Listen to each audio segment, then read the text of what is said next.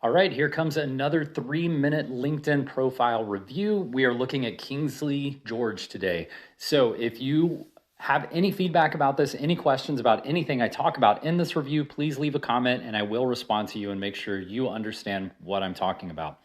All right, so let's review this profile. This person is looking for a Salesforce job, so an entry-level job, likely as an analyst or an administrator. In this person's case, possibly a developer. They seem to have some technical skills. So Kingsley George, first things first, typically I talk about the images, the profile photo, and the LinkedIn banner, but first thing, we gotta get your name capitalized, right? So these things matter when people are looking at skilled professional talent. Spelling matters, capitalization matters. Let's get that capitalized just so it doesn't draw negative attention right off the bat. All right, profile picture looks pretty good. I would stick with it. You look approachable. It seems to be good quality, and so we can stick with that. Now, the background banner, you're going to hear me say this all the time. This is a billboard for you as an employee. The billboard should not be a skyscape of San Francisco. It should be something that showcases who you are. So hop on a tool like Canva or Snappa, totally free versions, create a nice background, put icons. Look, I'm looking at your title right now. You are a certified administrator. Have the certified administrator icon up there. You are AWS certified. Put that icon up there. You are a Google IT support professional. Put a Google icon back there. So your background should be Salesforce certified icon, AWS certified icon, Google IT certified icon. You should have all those in the background. You are very well qualified from a certification standpoint. We need to level this up so that people know that you're qualified, because if LinkedIn is not updated properly and your resume is not updated properly, they do not know you're qualified because you're not showcasing it to them enough. All right, the title looks perfectly fine. Obviously, there's a lot of great information there. Looks good. So let's move down.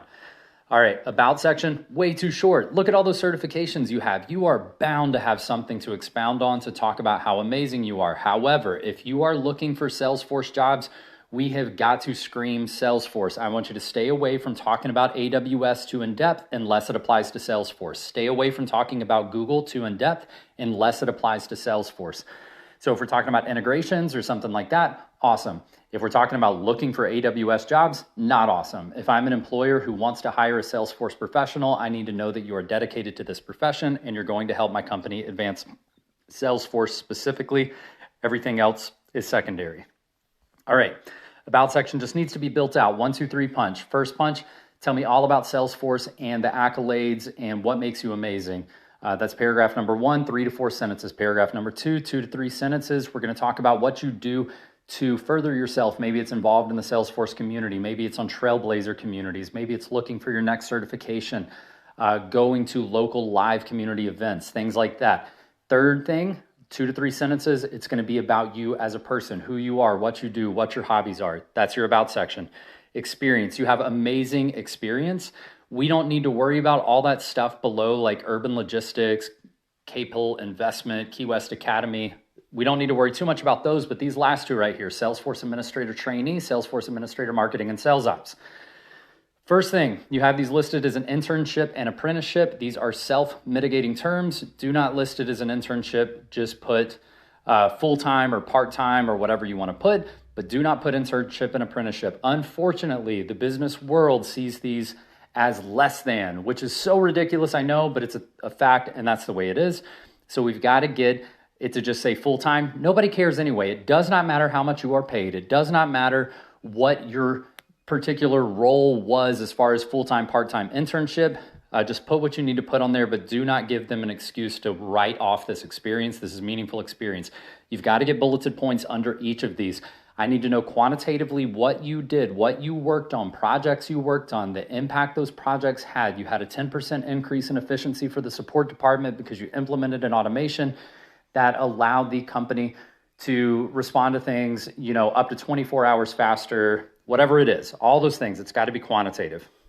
I know I'm going over 3 minutes, so I'm just going to keep pushing. Licenses and certifications, awesome, looks great. You are certification stacked. Skills, this is the problem I see right here. You've got other things listed, right? I need you to have Salesforce, Salesforce, Salesforce. If you are looking for Salesforce jobs, I need your top 3 skills to be Salesforce related. Recommendations, I see that you have received 2 recommendations. That's perfect. You've given 1. Anytime that I'm looking at profiles, I want to see that you've given more recommendations that you've received, because I want to see that you're a person who is involved in community and that you care about other people more than you care about getting accolades for yourself.